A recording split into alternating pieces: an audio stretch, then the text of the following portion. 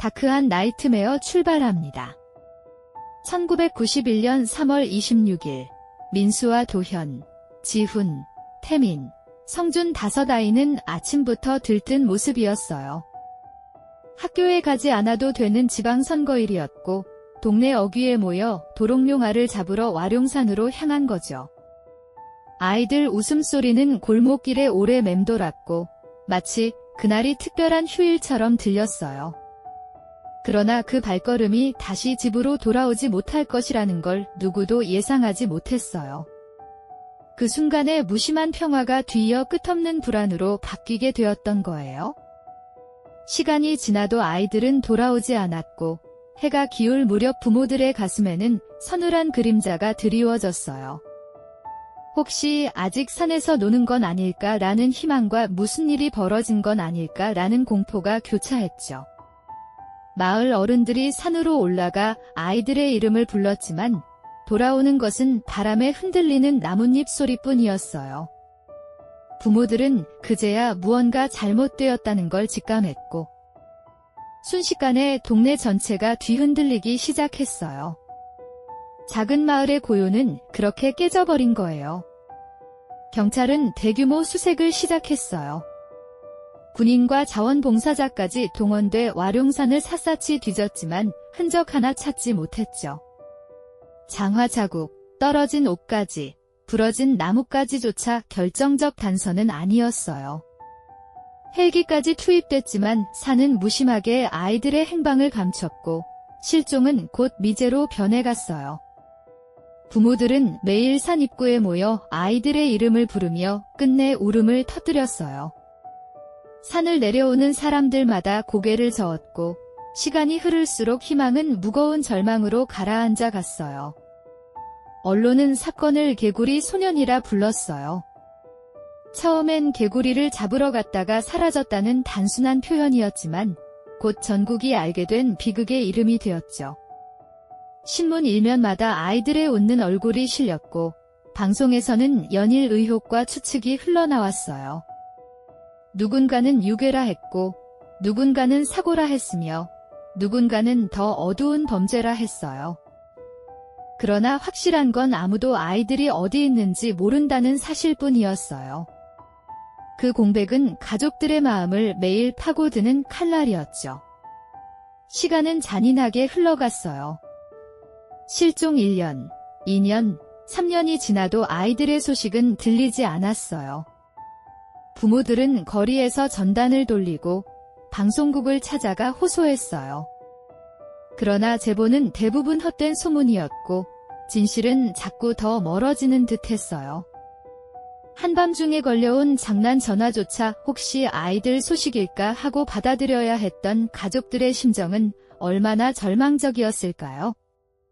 시간이 흐를수록 사람들의 관심은 희미해졌지만 가족들의 기다림은 더욱 뼈아픈 고통으로 남아있었어요. 실종 후 시간이 흐르면서 다양한 의혹이 쏟아졌어요. 경찰은 범죄 가능성을 부정하지 않았지만 결정적 증거가 없다는 이유로 매번 수사에 제동이 걸렸죠. 주민들은 산을 잘 아는 누군가가 아이들을 유인했을 것이라고 수군거렸어요. 익숙하지 않으면 들어가기 힘든 산골짜기였기에 범인은 분명 내부 사정을 잘 아는, 그러나 확실한 건 아무도 아이들이 어디 있는지 모른다는 사실뿐이었어요. 그 공백은 가족들의 마음을 매일 파고드는 칼날이었죠. 시간은 잔인하게 흘러갔어요. 실종 1년, 2년, 3년이 지나도 아이들의 소식은 들리지 않았어요. 부모들은 거리에서 전단을 돌리고 방송국을 찾아가 호소했어요. 그러나 제보는 대부분 헛된 소문이었고 진실은 자꾸 더 멀어지는 듯했어요. 한밤중에 걸려온 장난 전화조차 혹시 아이들 소식일까 하고 받아들여야 했던 가족들의 심정은 얼마나 절망적이었을까요? 시간이 흐를수록 사람들의 관심은 희미해졌지만 가족들의 기다림은 더욱 뼈아픈 고통으로 남아있었어요. 실종 후 시간이 흐르면서 다양한 의혹이 쏟아졌어요. 경찰은 범죄 가능성을 부정하지 않았지만 결정적 증거가 없다는 이유로 매번 수사에 제동이 걸렸죠. 주민들은 산을 잘 아는 누군가가 아이들을 유인했을 것이라고 수군거렸어요. 익숙하지 않으면 들어가기 힘든 산골짜기였기에 범인은 분명 내부 사정을 잘 아는. 또 다른 소문은 도사견이었어요. 당시 와룡산 근처에 개를 기르던 사육장이 있었다는 말이 돌았죠. 어떤 이는 사나운 개가 아이들을 공격했을 거라 했고 어떤 이는 우발적 사고라고 했어요. 하지만 법의학자들은 유골의 상태를 근거로 단순한 동물 공격과는 거리가 멀다고 밝혔어요. 두개골에 찍힌 흔적과 골절은 날카로운 도구에 의한 손상일 가능성이 높았어요. 결국 도사견 가설은 사람들의 입에만 오르내렸을 뿐 진실에 닿지는 못했어요. 가족들은 매일같이 언론을 붙잡고 아이들을 찾아달라고 호소했어요. 그러나 시간이 갈수록 방송의 분량은 줄고 신문 기사도 뒷면으로 밀려났어요. 세상은 잊어가는데 부모의 고통은 더 깊어졌죠. 매일 밤 집 현관을 바라보며 아이들이 들어오길 기다리는 모습은 주변인들의 가슴까지 아프게 했어요. 실종이라는 단어는 언젠가 돌아올 수 있다는 희망을 남겼지만 동시에 매 순간을 고통으로 잠식해갔어요. 그 기다림은 차라리 형벌에 가까웠어요. 실종 11년 6개월 만인 2002년 충격적인 소식이 전해졌어요. 와룡산 깊은 곳에서 5아이의 유골이 발견된 거예요. 이미 뼈만 남아있었지만 옷가지와 신발, 함께 가지고 갔던 작은 물건들이 아이들의 것이 분명했어요. 현장은 충격과 슬픔으로 가득했어요. 부모들은 땅을 치며 울부짖었고 기자들은 연신 셔터를 눌렀어요. 아이들은 결국 돌아왔지만 돌아온 모습은 가장 잔혹한 형태였어요. 이제라도 찾았다는 안도와 이제는 영영 잃었다는 절망이 동시에 덮쳐왔어요. 현장 감식 결과 두개골에는 날카로운 도구에 찍힌 듯한 상처가 여러 개 발견됐어요. 단순한 추락이나 동물 공격으로 설명하기 어려운 흔적이었죠. 전문가들은 분명히 인위적인 손상이 있다고 분석했어요.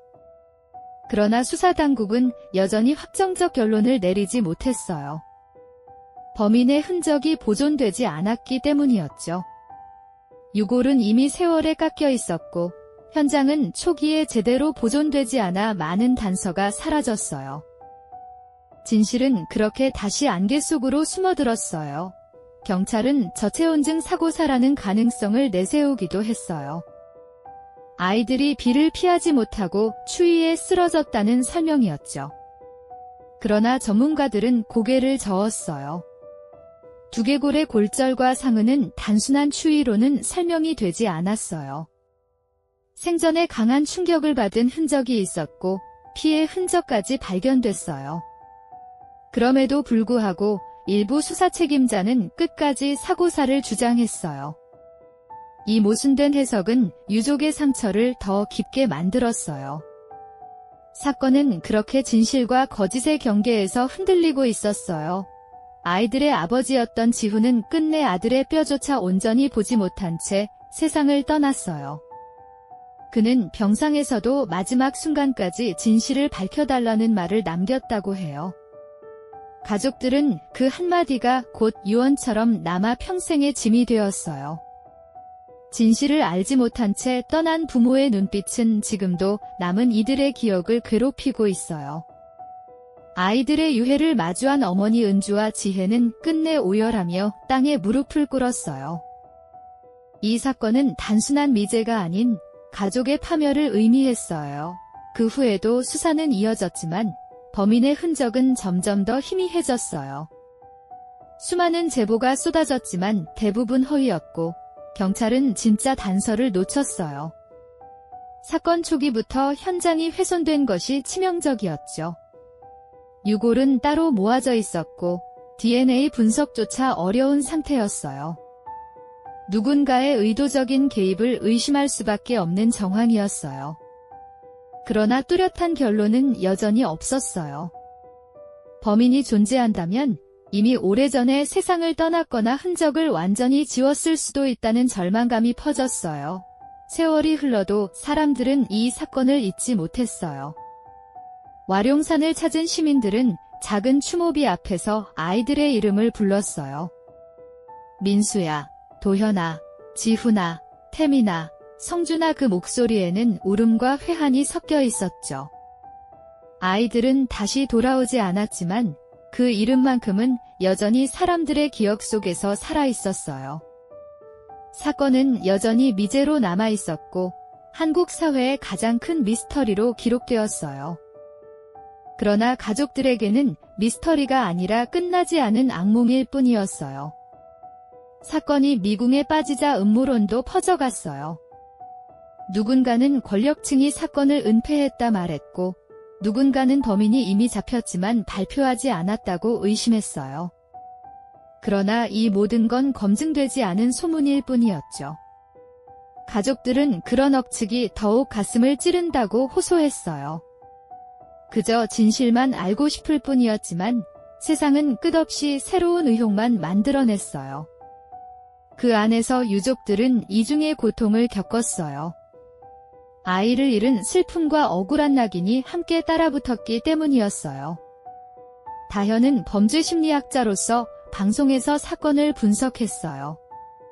그는 아이들을 유인한 범인이 아는 사람일 수도 있고 전혀 모르는 낯선 사람일 수도 있다고 말했죠. 어린아이들은 말 한마디, 작은 권위에도 쉽게 끌려갈 수 있다는 것이었어요. 그러나 그 분석이 오히려 가족을 겨누는 칼이 되기도 했어요. 지훈의 아버지가 불필요하게 의심받는 계기가 되었기 때문이에요. 학자의 추측 하나가 무고한 사람의 삶을 송두리째 흔드는 장면은 씁쓸했어요. 수빈은 당시 수사에 참여했던 경찰 출신으로 세월이 지난 뒤에도 이 사건을 떠올리면 잠을 이루지 못한다고 했어요. 그는 초기 수사가 잘못된 것이 가장 큰 문제라고 말했어요. 현장 보존이 제대로 되지 않았고 제보에 휘둘리며 핵심을 놓쳤다는 것이었죠. 그는 아이들의 유골이 발견되었을 때 이미 늦었다고 회상했어요. 만약 초기에 단서를 지켰더라면 지금쯤 범인의 얼굴을 알고 있었을지도 모른다고 털어놓았어요. 시간은 흐르고 세상은 변했지만 아이들의 이름은 여전히 남아있었어요. 와룡산 입구에는 작은 비석이 세워졌고 그 앞에 놓인 국화는 계절마다 새로 바뀌었어요. 그곳을 찾는 발걸음은 끊이지 않았고 사람들은 아이들을 가여운 촛불처럼 기억했어요. 바람에 흔들리는 꽃잎은 마치 5아이가 아직도 그 자리에 있는 것처럼 느껴지게 했어요. 그 기억은 단순한 추모가 아니라 다시는 반복되어서는 안 된다는 다짐으로 이어졌어요. 은주는 어느 인터뷰에서 아직도 집 현관이 열릴 때면 아이가 들어올 것 같다고 말했어요. 그 말은 듣는 이들의 가슴을 무너뜨렸죠. 현실은 냉혹했지만 어머니의 마음은 여전히 그날 아침에 머물러 있었어요. 세월이 아무리 흘러도 기다림은 끝나지 않았어요. 사람들은 그녀의 말을 들으며 사건이 단순히 기록 속에 묻힌 과거가 아니라 지금도 이어지고 있는 상처임을 실감했어요. 시간은 흐르지만 고통은 사라지지 않았어요. 태민의 동생 서연은 형의 실종 이후 매일 그림자를 두려워했다고 해요. 누군가 또 데려갈까, 가족마저 사라질까 하는 공포가 어린 마음을 잠식했죠. 그는 커서도 오랫동안 사건의 흔적을 떨치지 못했어요. 사건은 피해자만이 아니라 가족 전체의 삶을 바꾸어 놓았어요. 웃음을 잃고 불신과 두려움 속에서 자라야 했던 세월은 또 다른 상처였어요. 아이들이 사라진 날 이후 남은 이들의 인생도 영영 달라져 버린 거예요. 사건은 한국 사회에 깊은 교훈을 남겼어요. 아이들의 안전을 지키는 것은 어른들의 책임이라는 사실을 절실히 깨닫게 했죠. 동시에 미제 사건의 아픔이 어떤 무게로 남는지도 보여줬어요. 누구도 책임지지 않는 진실은 결국 유족의 짐이 되었어요. 이 사건은 단순한 범죄 미스터리가 아니었어요. 우리 사회가 얼마나 취약했는지, 그리고 얼마나 쉽게 무관심에 빠지는지를 드러내는 잔인한 거울이었어요. 기억은 곧 책임이라는 사실을 잊을 수 없게 했어요. 지혜는 기자 앞에서 떨리는 목소리로 말했어요. 부디 누군가 양심을 털어놓길 바랍니다. 그녀의 호소는 한 사회 전체를 향한 외침이었어요. 혹시라도 그날을 목격한 사람이 있다면, 혹시라도 양심의 무게를 견디지 못하는 이가 있다면 나오길 바란다는 간절함이었죠. 하지만 세월은 냉정했고 입을 여는 사람은 없었어요. 시간이 지날수록 침묵은 더 두터워졌어요.